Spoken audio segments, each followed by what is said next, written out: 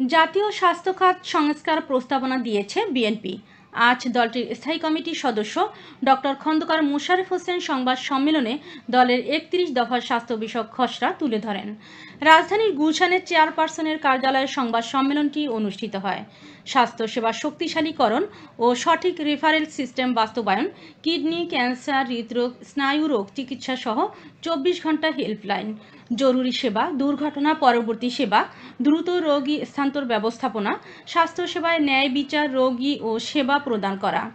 সংবাদ সম্মেলনে মোশাররফ হোসেন বিগত ১৫ বছরের সরকারের সময় স্বাস্থ্য খাতের দুর্নীতি ও অনিয়ম প্রসঙ্গে উল্লেখ করেন।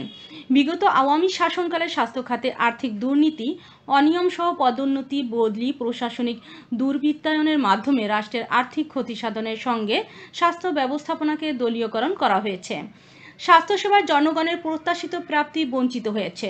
স্বাস্থ্য প্রতিষ্ঠানগুলো হয়ে পড়েছে অনিরাপদ। সরকারি স্বাস্থ্যসেবার অধিক্ষেত্রে জনগণ উচ্চ মূল্যের বেসরকারি চিকিৎসা গ্রহণে বাধ্য হয়েছে। খন্দকার মোশাররফ বলেন, এমত অবস্থায় প্রয়োজন সুষ্ঠু তদন্ত ও পর্যালোচনার মাধ্যমে দুর্নীতি নিরপেক্ষ অনুসন্ধান ও দোষীদের উপযুক্ত শাস্তি বিধান করতে হবে। বিস্তারিত দেখুন স্টাফ রিপোর্টারের প্রতিবেদনে।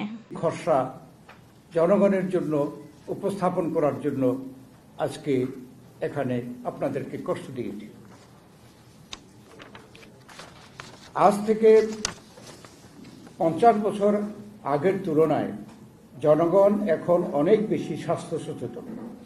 সময়ের এই পরিবর্তনের সাথে বিশ্বায়ন, তথ্য প্রযুক্তির সহজলভ্যতা জনগণের প্রত্যাশা বৃদ্ধি করেছে বহুলাংশে। একই সাথে পরিবারের সদস্যদের স্বাস্থ্য সম্পর্কে দায়িত্বশীলতা, অসংক্রামক রোগ যেমন হৃদরোগ, কিডনি রোগ,